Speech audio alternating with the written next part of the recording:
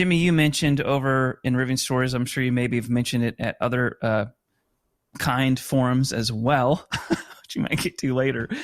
But you mentioned just kind of, I'm paraphrasing here, but like, what is up with everyone in their huge beef stick with Apple CarPlay and Android Auto and the lack thereof in the Rivian user interface UX within the car there, the connectivity within it. So give a little sum of there and just kind of some of your thoughts on it. So I honestly, I don't really know. I'm not going to lie to you. I know there's a lot of people that are complaining that they want the usability, the ease of having their phone connected to the car and then being able to interface strictly with the car and being able to hide the phone in the glove box or in the center console. But I think, like you mentioned in a comment back, you know, Apple CarPlay and Android Auto were meant for small 6-inch touchscreens. You know, you're like in my 2017 Nissan Murano with Apple CarPlay. Like, it wasn't meant for a 15-inch diagonal with all the usability that Rivian's going to have in their UI/UX as far as apps and navigation, whatever music streaming service they decide to partner with, and all the other controls that Rivian will have, which I'm sure will be on par with Tesla and that 17-inch diagonal screen that everybody raves about. I'm looking forward to it. It's one less thing that they have to worry about updating and getting with either Android or Apple in order to get those updates that they need to make the system better. It's a win-win for Rivian by not doing it, in my opinion.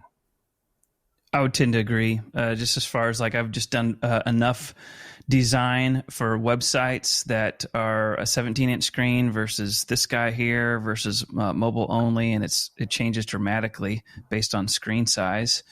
And I don't think that these things are a very heavy lift as far as getting your music, getting a map to show up, voice commands, stuff like that. I'm going to kick it over to you, Skylar, a little bit to see if you want to play devil's advocate or if you disagree. And if you agree, that's fine.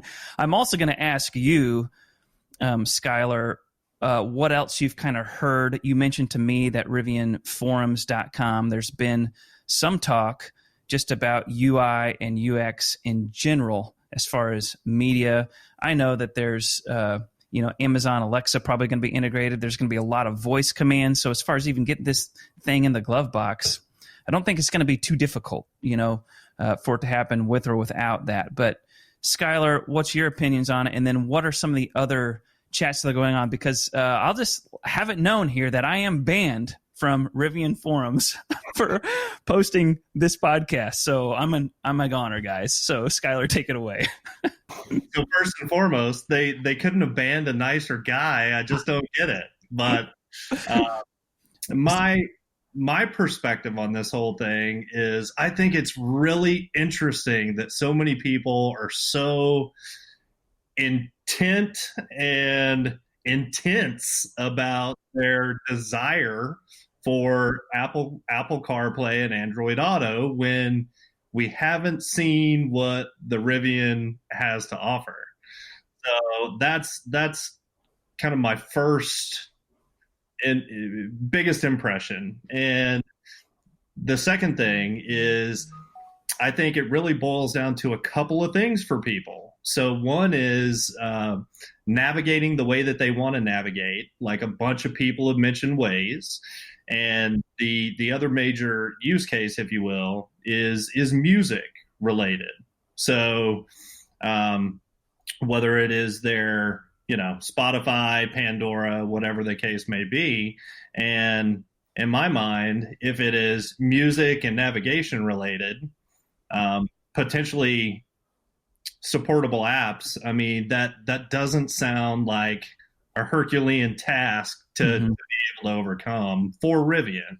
Right. So it's a great point that like a lot of intense very targeted feedback, and we haven't even seen anything, and it might just blow us away as far as like, oh, this is so much better because it's custom to the screen that we have here. Hey, thanks for watching. If you get a chance, please check us out at rivianstories.com for the latest Rivian news, our podcast, and to join our community free. Thanks again.